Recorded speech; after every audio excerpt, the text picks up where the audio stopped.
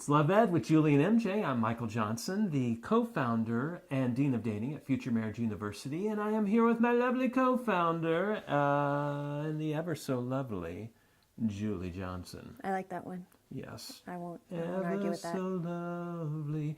Hey, last week we talked about dating being a whole lot more like learning to drive a car than learning to ride a bike. Both of those things, of course, milestones of maturity, but driving quite a bit more complex, quite a bit more dangerous, which makes driving not just a privilege, but a huge responsibility. And because it is such a huge responsibility, you have to get a driver's license and before you can drive. But before you can get that license, there are things that have to happen. You have to be a certain age, right? So if dating is more like riding a bike, then you can start that really young. You got a tricycle, you have training wheels, young age. But if dating is more like driving a car, then you want to wait for some more brain development in your child or in yourself.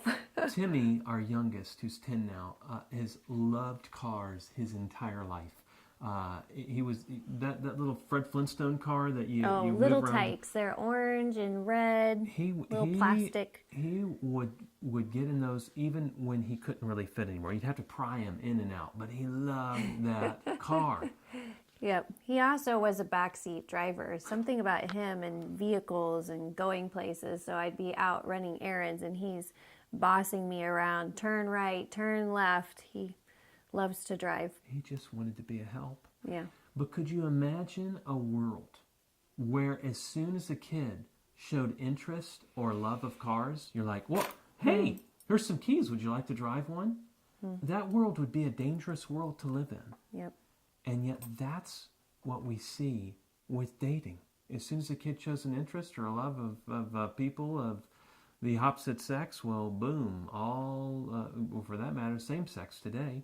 Well, but many of our parents imposed a age requirement on dating, which is a good idea, but we want to do more than just have an age requirement. Again, imagine a world where, okay, you can't start when you're 3 in backseat driving and think you know how to drive. You have to wait till you're 16. But as soon as you're 16, boom, here's your keys. Go have fun. 16 is not a magic age where suddenly the knowledge and understanding of driving pops into your head. 16 can be a scary age. Oh my goodness. The ideas that pop into their heads. You have to understand certain rules of the road. You have to have mastery of certain driving skills, and then you can get your driver's license. Right. So we all remember learning the driver's manual, that book that we had to read through and take that written test. So the driver's manual was full of teaching us things like the signs of the road and what they all meant. So for relationships, we have that too. What are the signs of a healthy relationship?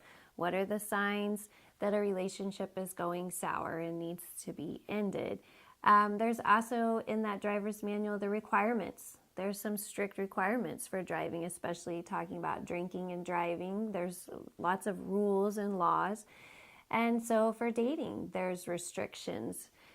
There's things that you definitely shouldn't do, roads you shouldn't go down for dating. And then there's the skills that we need to know for driving, and you have to take the actual driver's test with the person sitting next to you. Making you incredibly nervous. So we have a child right now waiting to take their driver's test. And so there's skills for relationships, skills for how to get along with people, skills for how to have intimacy, skills for knowing what speed to go in a relationship, when you're going too fast, when you're going too slow, holding back. So, yeah. And it's that knowledge and those skills that we would like to not just introduce to you, but help you internalize in such a way that you really embrace them. Yeah. The same way most of us generally follow the rules of the road, because when we all do that, everybody safely gets to the destination they want to get to.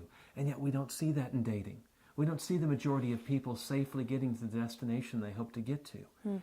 That's why we wrote the Love Ed Study Guide series, Beyond Sex and Salvation.